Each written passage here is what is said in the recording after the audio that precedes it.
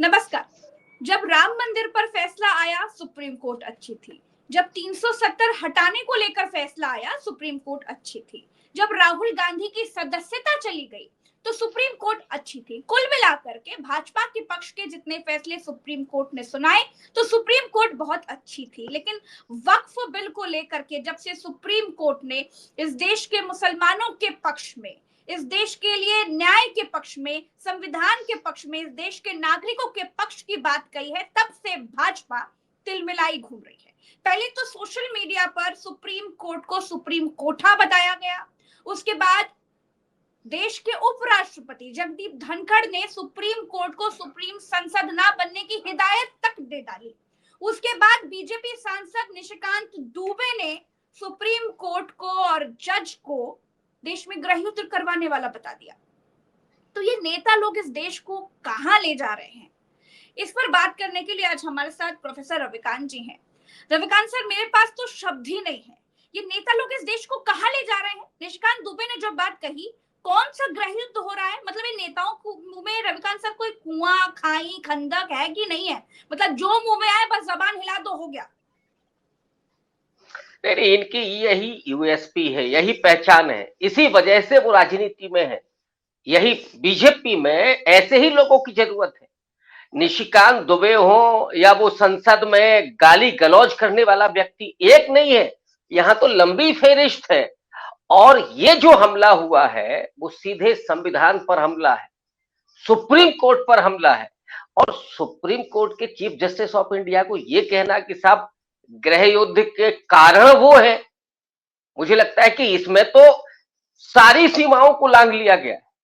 और यही वजह है कि निशिकांत दुबे को लेकर के हाई कोर्ट से होते हुए सुप्रीम कोर्ट में सुनवाई का रास्ता साफ हो गया है। इस तरह की बदजुबानी जो नाकाबिले बर्दाश्त है, मतलब आप अभी तो समाज में तो किसी भी मुसलमान को, किसी ईसाई को, किसी महिला को, किसी दलित को कुछ भी बोलते रहते हैं, कोई फर्क नहीं पड़ता, क्योंकि आपको लगता ही नहीं है कि ये देश संविधान से चल रहा है या सिर्फ हमारी सत्ता से चल रहा है। इनको मुगालता ये है कि सिर्फ हम देश को चला रहे हैं, संविधान कानून तो कुछ होता ही नहीं है। और जरा भी एक भी फैसला इन्हें ऐसा लगता है कि जो हमारे अनुसार नहीं है तो फिर सारी हदें लांघ जाते हैं। ऐसे लोगों पर सख्त कार्रवाई होनी चाहिए और सुप्रीम कोर्ट को बहुत स्पष्ट कर देना चाहिए कि सुप्रीम कोर्ट है क्या। ऐसे लोगों को उस ताकत के बारे में बता देना चाहिए। अगले हफ्ते सुनवाई है रविकांत सर, अगले हफ्ते सुनवाई है निशिकांत दुबे की इस अभद्र टिप्पणी पर, और हम उम्मीद करते हैं कि ऐसे लोगों को, ऐसे नेताओं को ऐसी सजा दी जाएगी, ऐसी कार्रवाई की जाएगी कि आगे से कोई अपने देश की न्याय व्यवस्था को गाली देने से पहले 10 बार सोचेगा। डेफिनेटली ये नजीर बननी चाहिए। देखिए, न्यायिक व्यवस्था में जो फैसले होते हैं उन फैसलों पर टिप्पणी करने का अधिकार है बाकायदा, कि आप फैसलों की आलोचना भी कर सकते हैं। लेकिन किसी भी जज को यह कहना कि देश में गृहयुद्ध हो रहा है, उसके गुनहगार ये है, ये तो आपने सारी हदें लांघ दी है। आप ये नहीं कर सकते हैं, संविधान ये कहता है। और जब नहीं कर सकते हैं तो फिर नहीं होना चाहिए।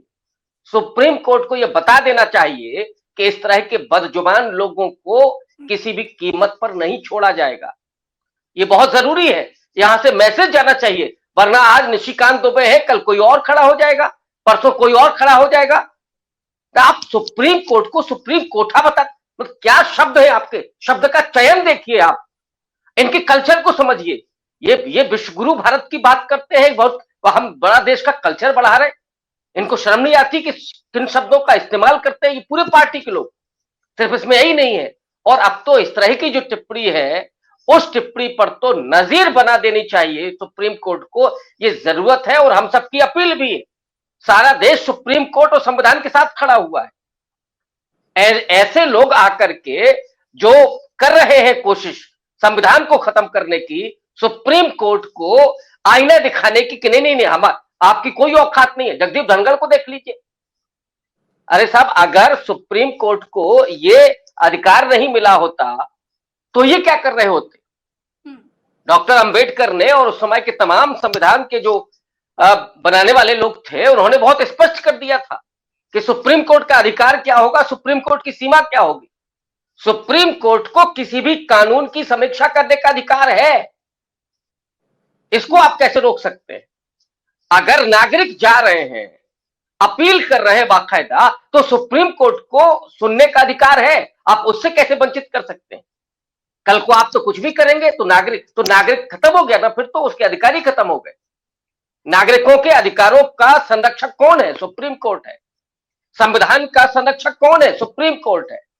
तो सुप्रीम कोर्ट को यह पूरा अधिकार है, और ऐसे लोगों के भाषा से, बदजुबानी से कहीं भी सुप्रीम कोर्ट को न तो डिगना चाहिए, और ऐसे लोगों पर बड़ी सख्त कार्रवाई करके नजीर भी पेश करनी चाहिए। कैसे हो जाती है रविकांत सर, ये बताइएगा, कैसे हिम्मत? चलिए, आप आलोचना करना चाहते हैं, आप फैसलों के लिए आलोचना कर सकते हैं, आप अपने विचार रख सकते हैं, लेकिन आप जज को, न्यायमूर्ति, जिन्हें हम लोग एक भगवान के तौर पर, देश की जनता को जब न्याय कहीं से नहीं मिलता तो वो सुप्रीम कोर्ट के दरवाजे की तरफ देखता है। जितना भरोसा भगवान के ऊपर होता है, उतना ही देश के नागरिकों को सुप्रीम कोर्ट के जजों के ऊपर होता है। एक बीजेपी सांसद की हिम्मत कैसे हो गई रविकांत सर कि वो इस तरह की बात कर रहा है कि गृह युद्ध करवाने के पीछे जिम्मेदार है? और कौन से गृह युद्ध की बात कर रहे हैं निशिकांत दुबे? देखिए, इसमें ऐसा नहीं है कि केवल ये निशिकांत दुबे का बयान है। जाहिर तौर पर इनको कहीं ना कहीं वो हिम्मत मिलती है उसी सत्ता से। नरेंद्र मोदी ने क्या आज तक स्पष्ट किया है? जेपी नड्डा ने कहा कि नहीं, हम पार्टी से सहमत नहीं है, लेकिन पार्टी ने कोई कार्रवाई की क्या? ऐसे व्यक्ति को पार्टी में रहने का अधिकार है क्या? अगर इस तरह की बदजुबानी करने वाला व्यक्ति आपकी पार्टी के भीतर है, तो इसका मतलब है कि आप उस गुनाह में शामिल हैं। ये तो आप किसी तरीके से लीपापोती करने की कोशिश कर रहे हैं कि नहीं साहब, देखिए हमारा कोई लेना देना नहीं है, कल को कोई तीसरा आएगा तो उससे भी हमारा लेना देना नहीं है। प्रधानमंत्री को सीधे तौर पर बयान देना चाहिए और इस व्यक्ति को पार्टी से बाहर निकालना चाहिए। तब यह माना जाएगा कि Bharatiya Janata party supreme court का सम्मान करती है, सुप्रीम कोर्ट के अधिकारों का सम्मान करती है। और अगर वो ऐसा नहीं कर रही है तो हम लोग तो यही एनालिसिस कर रहे हैं, हम लोगों का तो मूल्यांकन यही है कि ये कहीं ना कहीं सत्ता के शीर्ष से ताकत मिल रही है, पार्टी के शीर्ष से ताकत मिल रही है। ये केवल लीपापोती है, केवल अपनी छवि को बचाना है। अदरवाइज जो हमला किया गया है वो सुप्रीम कोर्ट के जो जज साहिबान हैं उनको दबाने के लिए। अब आईटी सेल पर क्या 2-2 रुपए का ट्वीट करके लोग सुप्रीम कोर्ट के जजेस की आलोचना करेंगे? जिस तरह की भाषा का इस्तेमाल हुआ प्रज्ञा जी, मुझे लगता है कि आजादी के उन 75 साल में कभी नहीं हुआ होगा जो इन 5 साल के भीतर हम लोगों ने देखा है। इस तरह की बदजुबानी 2-2 रुपए ट्वीट करने वाले लोगों को आपने लगा रखा है। फेक आईडी वाले लोग ये काम कर रहे हैं। जज भी तो इंसान ही है, क्या उनका मनोबल नहीं टूटता है? क्या वो दबाव में नहीं आते हैं? तो दरअसल दबाव में लाने के लिए सारा खेल किया जा रहा है, और उसी में निशिकांत दुबे को जो ताकत मिली सत्ता की सीट से, उसमें वो बोल गए। लेकिन वो भूल गए कि उनकी भी एक अपनी हद है। अगर सुप्रीम कोर्ट खड़ा हो जाएगा, एक बार यही सुप्रीम कोर्ट से 4-4, 5-5 जज निकल के आए थे जिन्होंने कहा था कि सत्ता के दबाव में हम हैं, और उसका इशारा कर दिया गवाही साहब ने, जो आने वाले चीफ जस्टिस हैं, उन्होंने कह दिया कि आप क्या करना चाहते हैं, आप क्या किस तरह का दबाव डालना चाहते हैं, फैसले भी क्या आप तय करवाएंगे? आपने अपनी भूमिका में कहा कि साहब राम मंदिर का फैसला आया तो आप बल्ले बल्ले, आप बहुत खुश थे। 370 पे आया तो आप बहुत खुश थे। अरे आपकी खुशी के लिए सुप्रीम कोर्ट नहीं है। सुप्रीम कोर्ट संविधान के अभिरक्षण में इस देश के लोगों की बेहतरी के लिए। सुप्रीम कोर्ट आपका ठेकेदार नहीं है, इस देश के नागरिकों के अधिकारों की सुरक्षा के लिए है और संविधान की सुरक्षा के लिए।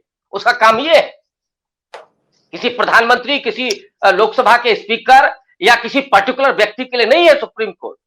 ये बात निशिकांत दुबे और उन जैसे तमाम लोगों को स्पष्ट रूप से सुप्रीम कोर्ट को बता देनी चाहिए, तभी इस तरह की बदजुबानी रुकेगी।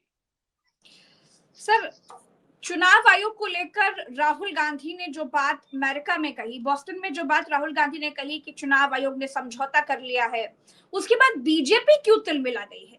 चुनाव आयोग को आकर सामने आकर कुछ बोलना चाहिए, लेकिन बीजेपी के नेता तिलमिलाए हुए हैं। एक मुस्लिम चुनाव आयुक्त ने जब इस बात की में हामी भरी, उनको ये बात कुछ ठीक लगी, तो इन्हीं निशिकांत दुबे ने मुस्लिम आयुक्त बता दिया। मतलब क्या हो रहा है इस देश में? मैं तो ये देखकर बड़ी हैरान हूँ रविकांत सर, कि एक चुनाव आयुक्त को मुस्लिम आयुक्त बताया जा रहा है। नहीं, चुनाव अब आयोग पर जब सवाल सत्ता उठा रहे हैं हो, तो भाजपा तिल में लाई है। जब सत्ता हो आपके हाथ में और कानून का कोई डर ना हो, और आपको यह भी पता हो कि हम जितनी ज्यादा बदजुबानी करेंगे उतना ही हमको प्रमोशन मिलेगा, हमारे ऊपर कोई कार्रवाई नहीं होगी, तो फिर आप बोलेंगे, इसी से आपको नाम कमाना है।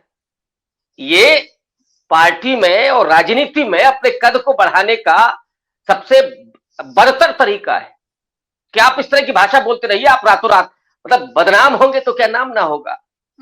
ये वो है निशिकांत दुबे, और आज से कोई इसके नहीं पीछे कोई बदनाम। रणनीति हो सकती है रविकांत सर, आपको क्या लगता है? हाँ बिल्कुल, ये किस तरह की बिल्कुल रणनीति है। एक तो वो है कि कैसे आपको सुप्रीम कोर्ट के जज साहिबान के मनोबल को तोड़ना है, कैसे उनको प्रेशर में लेना है।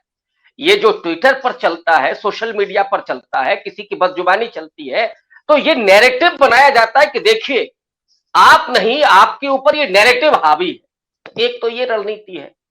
दूसरा, निशिकांत दुबे जैसे लोग कि हर किसी को, आप किसी के साथ अरबन नक्सल, कोई मुस्लिम है तो वो मुस्लिम हो गया, फिर वो नहीं बचेगा, वो चुनाव आयुक्त तो रहा क्या है उसकी वो पहचान नहीं होगी, बिल्कुल सही, फिर वो शरीयत वाला हो जाएगा, फिर वो पाकिस्तानी हो जाएगा, पर चौराहे पर भी खड़े होकर के बोल सकते हैं, क्योंकि आपको कोई डर नहीं है कानून का।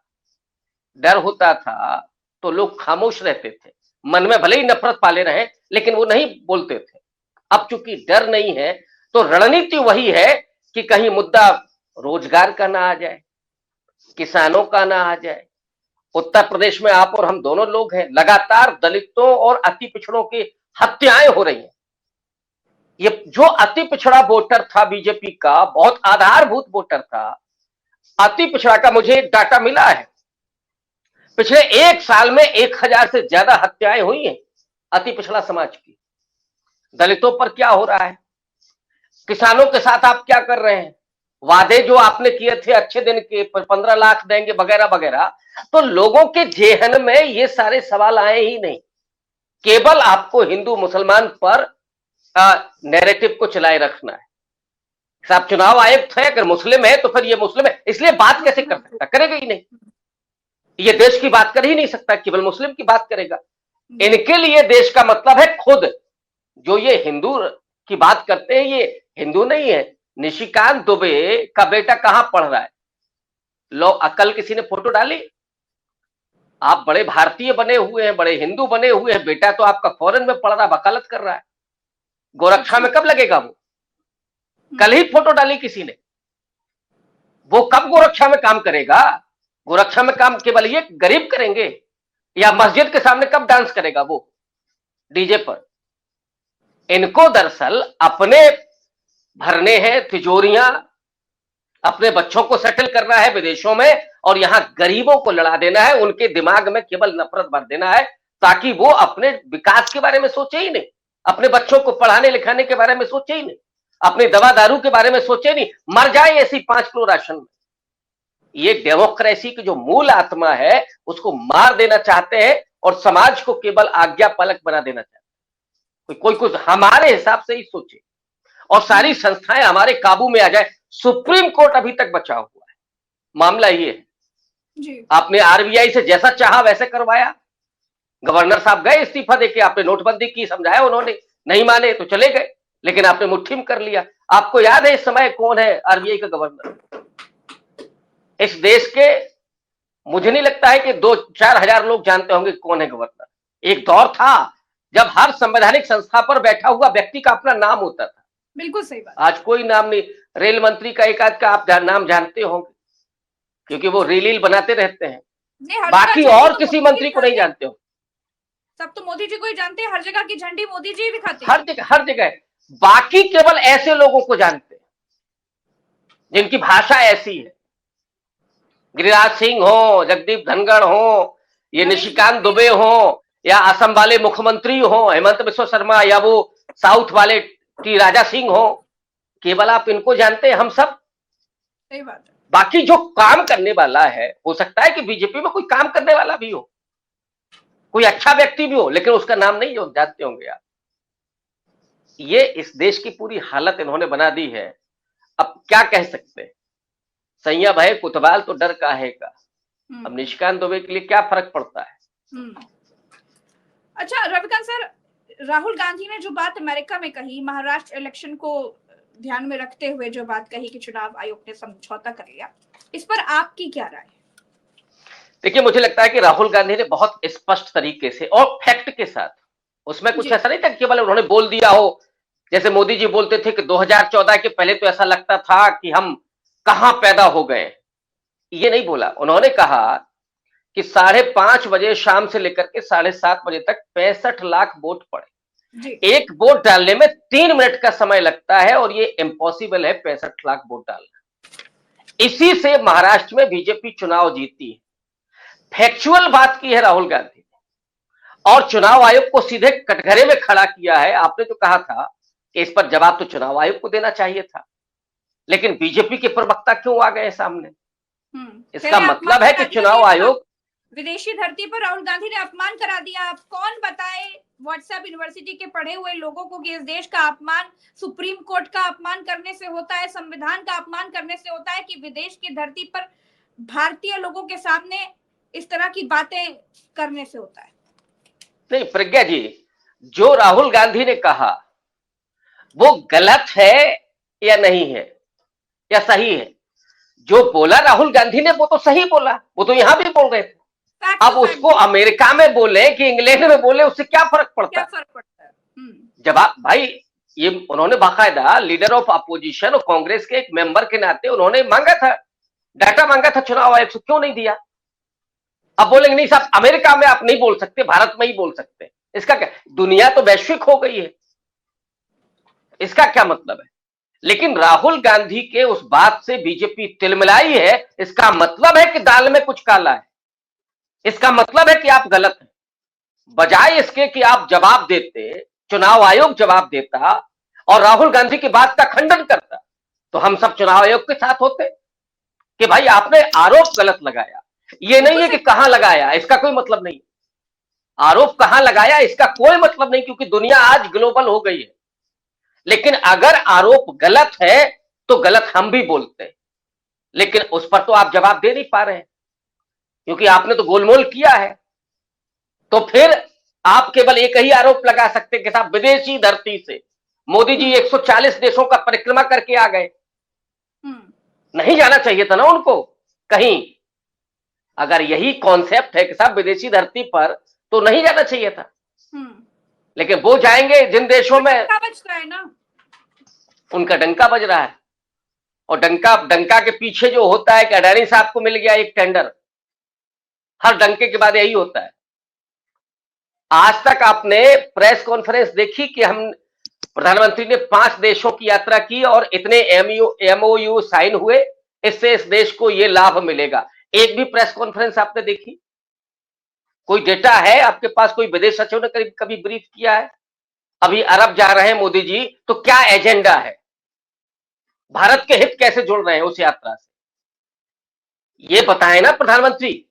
अरबों रुपए खर्च हो गया इस देश का, और ये किसका है? ये उसी मिडिल क्लास का पैसा है जो टैक्स देता है, वरना कहां से आता है, ये खजाना कहां से आ रहा है। लेकिन देश को क्या मिल रहा है ये आप बताने के लिए तैयार नहीं है। राहुल गांधी ने क्या आरोप लगा दिया, इस पे आप चिल्लपो मचाए हुए, तो बात निकलेगी तो दूर तलक जाएगी। वो अमेरिका में बोली गई हो या दिल्ली में बोली गई हो, इससे क्या फर्क पड़ता है। और ये तिलमिलाहट कहती है कि चुनाव आयोग, जो उद्धव ठाकरे के बेटे ने कहा कि चुनाव आयोग का कार्यालय बीजेपी से चलता है, बीजेपी के कार्यालय से चलता है। बिल्कुल। अच्छा, रामदेव के शरबत जिहाद वाले बयान पर भी बवाल हो गया है। हाई कोर्ट ने तगड़ी फटकार लगाई है और इस बयान को अक्षम्य और आत्मा को झकझोर देने वाला बताया है। क्या कहेंगे रविकांत सर? ये हाई कोर्ट ने एक सबक दिया है। हालांकि बाबा रामदेव मान जाएंगे इसकी मुझे कोई उम्मीद नहीं है, क्योंकि जो व्यक्ति कोरोनल झूठ बोल करके बेचा हो, जिसने एक बार नहीं हजारों बार झूठ बोल करके इतना बड़ा कारोबार खड़ा कर लिया हो, वो व्यक्ति इससे सबक लेगा इसकी मुझे कोई उम्मीद नहीं है। लेकिन जो हमारी संस्थाएं बैठी हुई हैं कि जिन्हें संविधान की रक्षा करना है, धर्मनिरपेक्षता की रक्षा करना है, समाजवाद की रक्षा करना है, संविधान का जो मूल आत्मा है उसकी रक्षा करना है, उसका ये कदम सराहनीय है। और मुझे लगता है कि ये बराबर करना चाहिए। ऐसे लोगों को कानूनी कार्रवाई थोड़ा लंबी होनी चाहिए, ऐसी हो जो बाबा रामदेव के लिए डर नहीं है सबक ना सिखाने रविदास वाली। सर, डर नहीं है, वरना इस तरह की टिप्पणी देने से पहले 100 बार बिल्कुल सोचिए। बिल्कुल बिल्कुल। अब ये कैसे आप इतनी बार पेज टाइट कर दिए हैं कोर्ट ने, फिर भी कोई डर नहीं। आप सोचिए कि इतनी बार पेज टाइट हुए, उसके बाद भी कोई शर्म नहीं, अपना माल बेचने के लिए लगता है कि शर्म उरम बेच खाए हैं। हाँ, जब दुकान तो देखो उसी से चल रही है ना, सामने आ जाते हैं नया जुमला। बेशर्मी से ही दुकान चल रही है, झूठ से दुकान चल रही है। कितने उनके प्रोडक्ट में वो मिलावट पकड़ी गई है, ये कभी बाबा रामदेव ने बताया? वो नहीं बोलेंगे। तो झूठ से ही उनकी दुकान चल रही है। लेकिन शुक्रिया अदा करना होगा हाई कोर्ट का कि उसने कड़ी फटकार लगाई, अक्षम बताया है। और मुझे ये उम्मीद है कि बाबा रामदेव को थोड़ा सबक सिखाने के लिए, क्योंकि वो पहली बार नहीं कर रहे। देखिए, माफी मिलती है जब आप पहली बार गलती करते हो, दूसरी बार गलती करते हो, तीसरी बार नहीं होता है। बाबा रामदेव ने कोई पहली बार ये सब नहीं किया है, इसलिए एक सबक देना चाहिए। एक ऐसी कानूनी कार्रवाई जो बाबा रामदेव जैसे लोग इस तरह से बोलने के लिए 100 बार सोचे।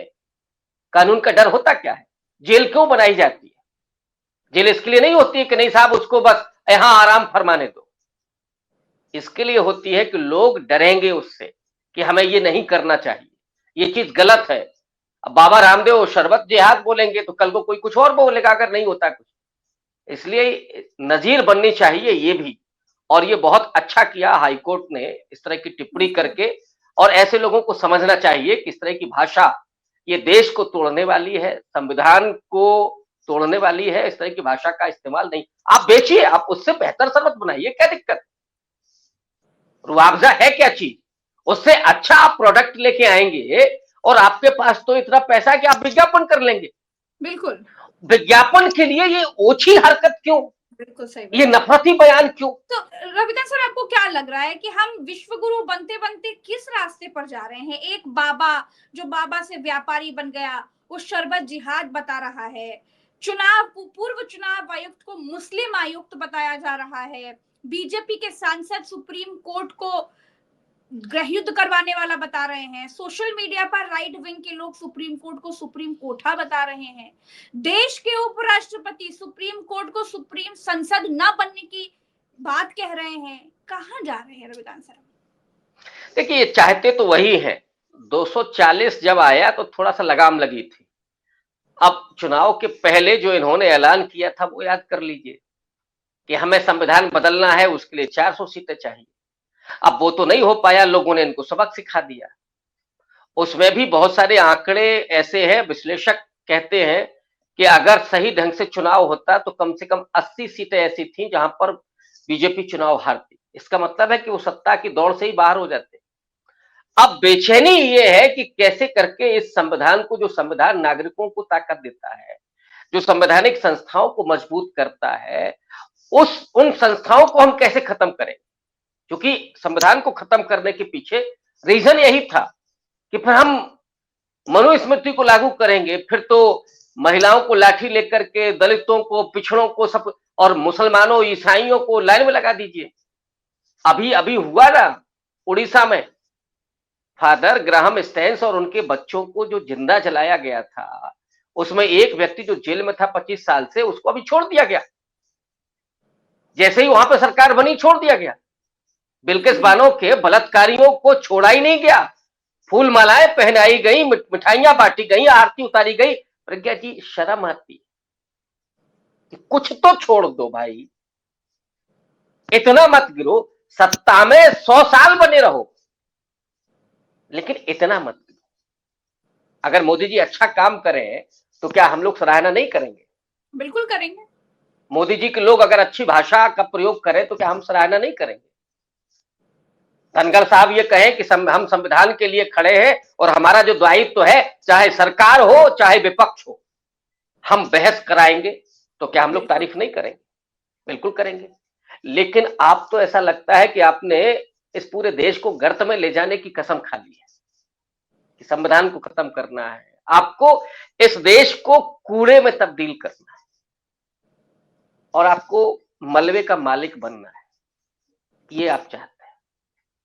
तो मुबारक हो आपको ये मालिकाना, लेकिन कृपया करके मलबा मत बनने दीजिए इस देश को। आपकी जो बदजुबानी है, उससे जो बदबू आती है ना, इस पूरे देश को बदनाम मत करो, क्योंकि राजनीति में कुछ अच्छे लोग भी हैं और राजनीति बुरा पेशा नहीं है। राजनीति इस देश को, समाज को संचालित करने का एक बड़ा माध्यम है और हमारी इतनी बड़ी फेहरिस्त विरासत, गांधी, नेहरू, अंबेडकर, पटेल, भगत सिंह, जिन्होंने फांसी पर झूल करके ये हमें दिया, कम से कम उसके लिए मत करो। इन लोगों को शर्म आनी चाहिए।